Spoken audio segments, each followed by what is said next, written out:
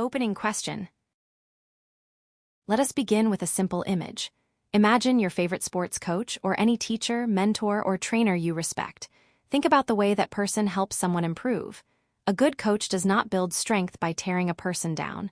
They do not repeatedly say things like, "You are hopeless," or "You will never improve." That kind of voice does not help learning. It usually creates fear, self-doubt, and discouragement.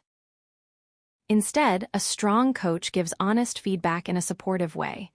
They might point out mistakes, but they also remind you that progress is possible. They help you keep going. This is important because the same idea applies to the way you speak to yourself in your own mind. In this module, we are focusing on self-compassion, gratitude, and kindness. A major part of that is learning how to strengthen your inner voice. Your inner voice does not need to be harsh in order to be truthful. It can be honest and still be kind. As we move into the next slides, we will look at how to shift from self-criticism to a more helpful, coach-like mindset. The coach mindset.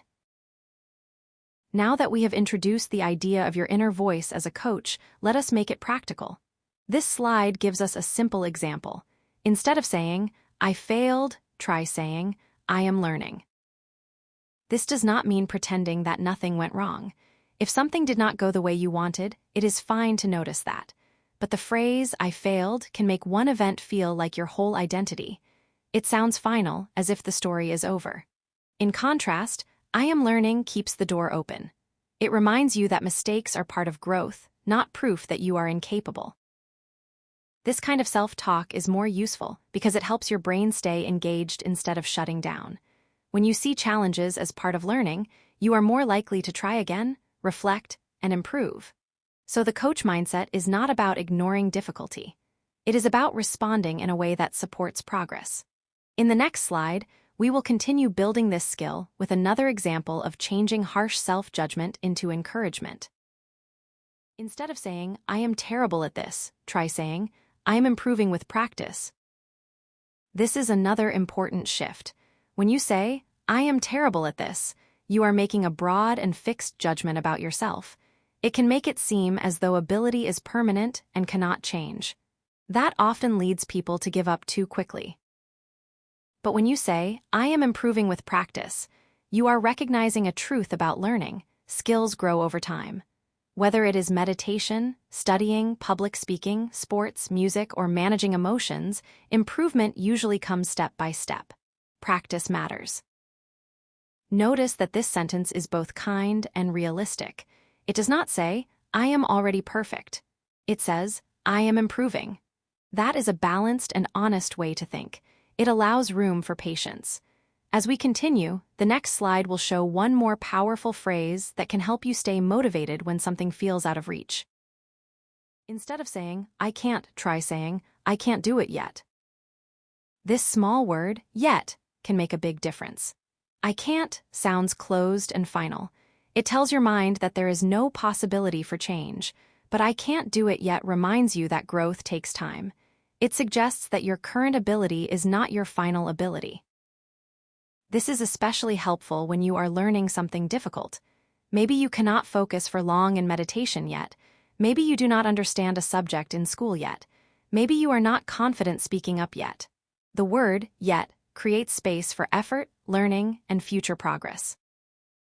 At this point, we have looked at 3 examples of the coach mindset. Each one helps transform a harsh inner voice into one that is more supportive and more effective. Now, in the next slide, you will have a chance to practice this skill for yourself. Practice. Now it is time to apply what we have just learned. Pause the video and think of 3 common self-critical thoughts that you say to yourself. These might be about school, friendships, appearance, sports, emotions, or anything else that feels personal to you. Then rewrite each one as a supportive coaching statement. Try to make the new sentence honest, encouraging, and realistic. For example, instead of writing something overly positive that you do not believe, focus on language that helps you continue growing. Ask yourself, "If I were a wise and caring coach, how would I say this?" This practice matters because changing your inner voice takes repetition. It is a skill, just like training in a sport or learning a new subject. The more often you notice self-criticism and gently replace it with supportive language, the stronger this habit becomes. After you complete this exercise, we will end with the key takeaway from this lesson. Key takeaway. The most important idea to remember is this: the goal is not fake positivity. The goal is realistic encouragement. This means you do not have to deny disappointment, mistakes, or difficulty. Self-compassion is not pretending everything is fine when it is not. Instead, it means speaking to yourself in a way that is truthful, respectful, and helpful. A strong inner voice says, "This is hard, but I can keep learning." It does not attack you for being human.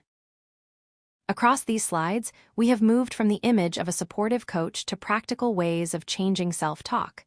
We have seen how phrases like "I am learning," "I am improving with practice," and "I can't do it yet" can help you build resilience. These are not just nicer words. They are tools for strengthening your mindset. As you continue through this module on self-compassion, gratitude, and kindness, remember that the way you speak to yourself shapes how you handle challenges. A kind inner voice can help you grow stronger, stay motivated, and treat yourself with the same fairness you would offer someone else.